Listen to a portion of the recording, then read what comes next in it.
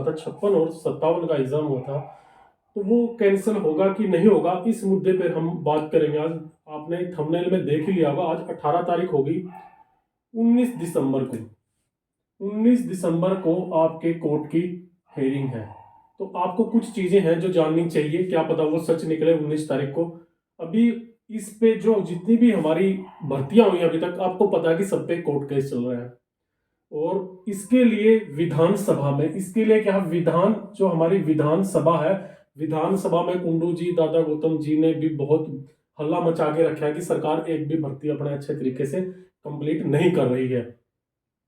ये भी आप लोग देख रहे होंगे यूट्यूब पे कि विधानसभा में मुद्दा जोरों शोरों से है, फिर भी भर्तियां पूरी नहीं हो रही है।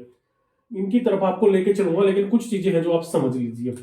अब हमारे जो लोकसभा के हैं, जो हमारे लोकसभा का इलेक्शन होना है, वीडियो को स्किप मत करना, पूरा समझिए। लोकसभा का इलेक्शन हमारा कब, मई में होना है।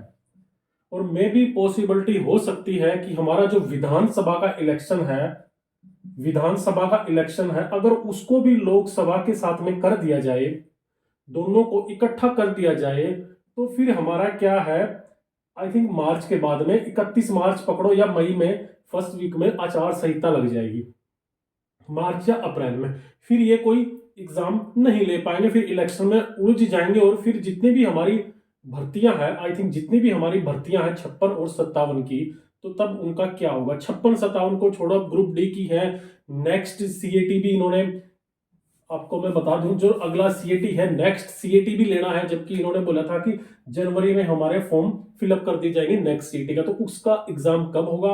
अगले सीएटी के अंडर में इन्होंने 50,000 वैकेंसी निकालने की बात की थी, तो उसका क्या होगा। और जो हमारी 32,000 अभी फिलहाल वैकेंसी है जिन पे सब पे केस है, तो उनका क्या होगा। ये चीजें हैं। अगर मई में आपके लोकसभा और विधानसभा के इलेक्शन इकट्ठे हो जाते हैं, तो सारी भर्तियों का गोल मटोल होगा।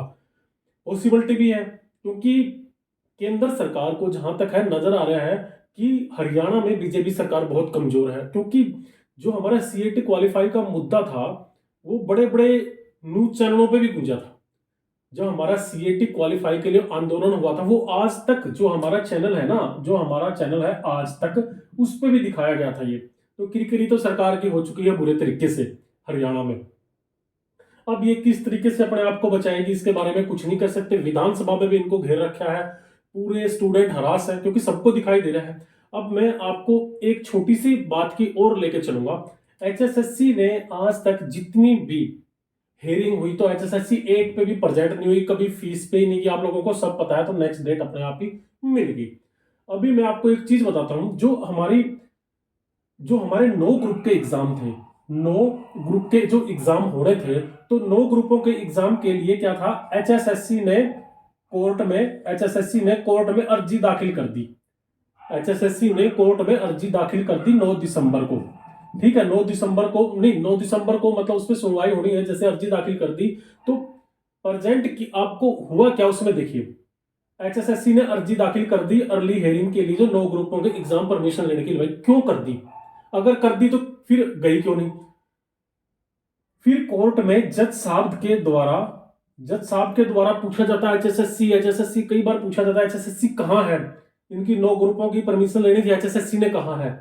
बाहर जाके देख रहे हैं तो वहां एचएसएससी प्रेजेंट नहीं है, ना एचएसएससी का कोई भी बंदा प्रेजेंट है वहां पे। तो फिर क्या हुआ, फिर जज साहब ने मजबूरी में इसको 19 दिसंबर की डेट देनी पड़ी। क्यों देनी पड़ी, क्योंकि एचएसएससी वहां प्रेजेंट नहीं थी। अगर एचएसएससी में प्रेजेंट नहीं होना था, तो फिर उन्होंने 9 ग्रुप की परमिशन लेने के लिए अर्ली हियरिंग क्यों लगाई, किसको दिखाने के लिए लगाई। क्योंकि जब उसने प्रेजेंट ही नहीं होना है, तो फिर क्यों लगाई। फिर जज साहब ने मजबूरी में 19 दिसंबर फिर डेट दे दी। अब आप देख लो एचएसएससी के कारनामे।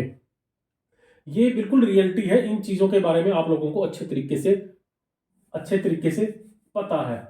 ठीक है, ये चीजें आपके सामने हुई है, पहले भी कितनी डेट मिली है। अब हम बात करेंगे हमारे मैन जो 19 दिसंबर को क्या होना है, और 56 और 57 का क्या होगा। ग्रुप डी के बारे में भी बात करेंगे बाद में, पूरी वीडियो को समझिए अच्छे तरीके से। 19 तारीख को अभी तक सरकार बिल्कुल धीमे थी, अब विधानसभा में भी मुद्दा गूंज रहा है। अगर 19 तारीख को पॉसिबिलिटी होती है, पॉसिबिलिटी क्या होती है, इस केस को निकालने की पॉसिबिलिटी होती है किसी भी तरीके से, तो कोशिश करनी चाहिए। अगर 19 तारीख को कुछ नहीं होगा, 19 को कुछ नहीं हुआ, नेक्स्ट डेट मिल गई तो आपकी सभी भर्तियां कबाड़ में गई, आप सोच लीजिए। ठीक है, कबाड़ में गई आपकी 19 को, अगर नेक्स्ट डेट मिल गई, कुछ नहीं हुआ तो कबाड़ में गई, चाहे ये जनवरी में फिर इसको डिसमिस करें या कुछ भी करें। अब 19 को होना क्या है, अब ये भी देखिए आप, अगर कुछ होता है तो आपको पता है 56 और 57 पे भयंकर तरीके से केस चल रहे हैं, बड़ी बड़ी मीटिंगों का भी दौर चल रहा है। लेकिन जितनी भी मीटिंग हुई ना, सरकार बिल्कुल एक ही पक्ष रख रही है कि हम इन दोनों पेपरों को बचा लेंगे। एचएसएससी ने क्या बोला है अभी तक, ये बिल्कुल रियलिटी है, देखिए आप मानो मत मानो, रियलिटी। एचएसएससी ने ये बोला कि हम दोनों ग्रुपों को बचा लेंगे, ये एचएसएससी ने बोला है, एचएसएससी के जितने भी मेंबर हैं उन्होंने बोला है। अब ये रियलिटी है कि नहीं है वो तो भाई उन्हीं को पता है, इसके बारे में हम कुछ नहीं बोल सकते, हम इसको बचा लेंगे। फिर बचाने के पीछे जैसे कई रीजन है, भाई बचा कैसे लोगे तुम, क्या हो सकता है।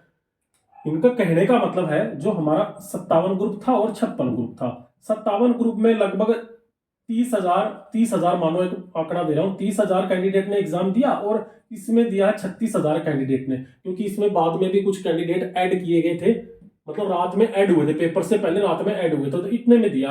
अब इन्होंने ये बोला है अगर इसमें 8,000 कैंडिडेट भी फर्जी निकल गए, 8,000 भी फर्जी कैंडिडेट निकल गए, तब भी इसमें 4 गुना से ज्यादा है, 4 गुना से कैंडिडेट ज्यादा है। हम क्या करेंगे फिर, अगर इस तरीके से हम कोशिश करेंगे, फिर क्या होगा, पोस्ट का 4 गुना देके पोस्ट वाइज, और तब उस हिसाब से भी हम कर देंगे। मतलब कहने का मतलब अपनी पूरी दलीलें एचएसएससी रखने के पक्ष में है, हम इसको इस तरीके से बचाने की कोशिश करेंगे। अब आप एक चीज सोचिए, अगर इन दोनों पेपरों को कैंसिल होना होता, मैं भी देखिए कैंसिल हो सकता है, ये कुछ नहीं कह सकते, लेकिन अगर कैंसिल होना होता तो सरकार अब से पहले कैंसिल कर देती।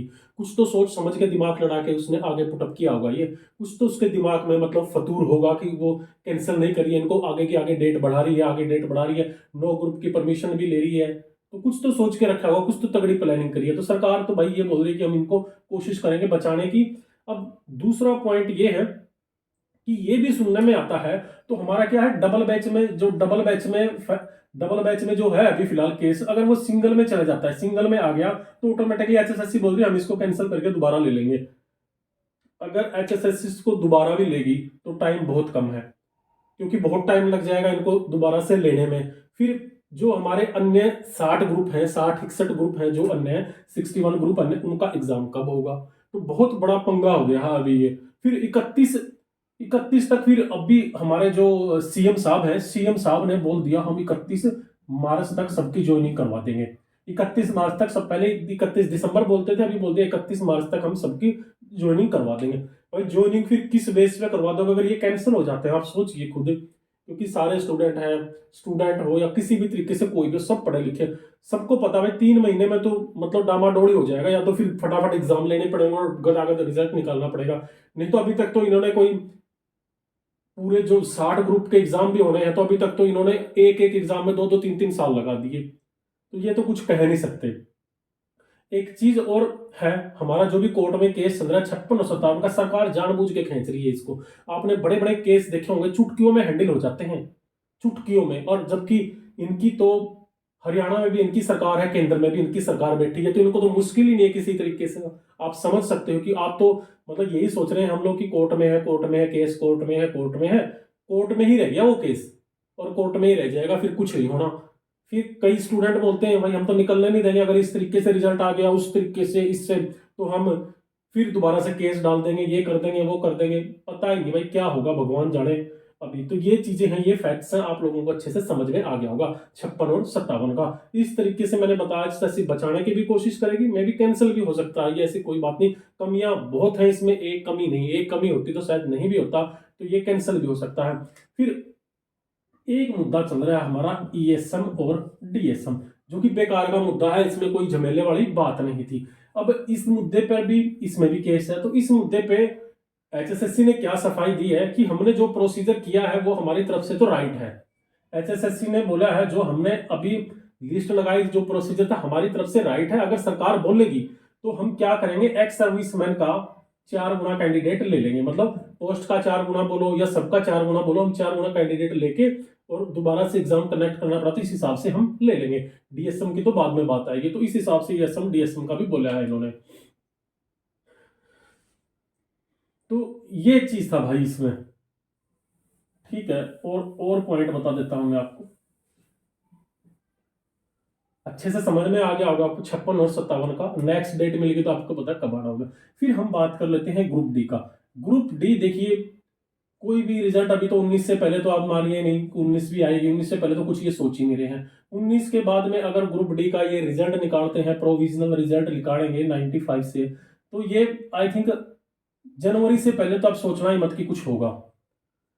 जनवरी से पहले नहीं होगा, जनवरी में ये रिजल्ट निकाल सकते हैं आपका ग्रुप डी का। और बात रही ज्वाइनिंग की भाई, अब तो ज्वाइनिंग पे मतलब कुछ नहीं कह सकते। मैं भी ग्रुप डी की ज्वाइनिंग मैंने ही बोला था फरवरी तक हो जाए, लेकिन अब अगर आपके इलेक्शन मार्च में हो जाते हैं, मतलब मार्च में इनकी डेट आ जाती है इलेक्शन की, मतलब मे भी मार्च में इनको पता लग जाता है कि दोनों इलेक्शन इकट्ठे होंगे, मई जून में होंगे, तो फिर तो ये ग्रुप सी की ज्वाइनिंग पहले करवाएंगे। ग्रुप सी की पहले ज्वाइनिंग होगी और ग्रुप डी की बाद में होगी, इस तरीके से अगर ये लोग करते हैं तो।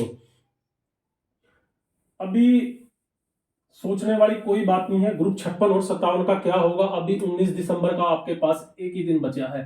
एक दिन में आपको पता लग जाएगा कि कौन सा धमाका करेगी, कि एचएसएससी प्रेजेंट होगी कि नहीं होगी, सब कुछ क्लियर हो जाएगा। लेकिन एक चीज और बताऊंगा, विधानसभा में बोलो, विधानसभा में मुद्दा बहुत गर्म है। दूसरा क्या है, जो स्टूडेंट हैं वो धरना दे रहे हैं। स्टूडेंट क्या है, धरना दे रहे हैं, दिन रात वहां पे बैठे हुए हैं। टीजीटी पीजीटी वालों बोलो या सीईटी वाले बोलो, हर है तो कैंडिडेट कम लेकिन दे रहे हैं। कुछ ऐसे भी हमारे यूट्यूब चैनल वाले हैं जो इनको मतलब बेकार बताते हैं, सरकार का ही पक्ष रखते हैं। तो ये भी चीजें हैं, हर दुनिया हर तरीके की है, हर तरीके के आपको लोग देखने के लिए मिलते हैं। तो अभी 19 तारीख को देख लीजिए। अब अकॉर्डिंग टू मी, एक दिन पहले ही आपको बता रहा हूँ कि अगर इस तरीके से होगा तो क्या होगा, आप अच्छे से समझ सकते हो। और अकॉर्डिंग टू मी अगर मुझसे पूछो तो मेरे हिसाब से तो भाई 56 जो है कैंसिल होना चाहिए। 56 होगा तो 57 भी हो सकता है, क्योंकि 57 का तो नहीं कर सकता मेरे हिसाब से। इतनी कमियां होते हुए 56 तो कैंसिल होगा भाई। जो 41% रिपीट का मामला है, और भी कई मामले हैं, तो 56 तो कैंसिल होना चाहिए। बाकी तो ठीक है आपका, फिर अन्य ग्रुपों की परमिशन भी ले ले तो एचएसएससी दी बेस्ट है। अगर 19 को अन्य ग्रुप की नहीं ले पाती है, किसी भी तरीके से कुछ भी नहीं कर पाती है, तो फिर कुछ नहीं हो सकता भाई इनका। फिर भगवान मालिक है, ये क्या करेंगे। हमारे सीएम साहब ने तो, मैं सही बोलूंगा, बिल्कुल ही मतलब बेड़ा गर्क ही कर दिया। कुछ नहीं पता, सारी जितने भी भर्तियां हैं हमारी, सारी के आर के अंडर में दे दी। ठीक है, उसमें सारी भर्तियां डाल रहे हैं। क्यों नहीं भर्तियों को कर रहे हैं, ऐसा तो कहीं नहीं होता है। हरियाणा बेरोजगारी में नंबर 1 पे टांग दिया है। तो अब आज की वीडियो में भाई इतना ही बताना है मुझे। आप लोग सारे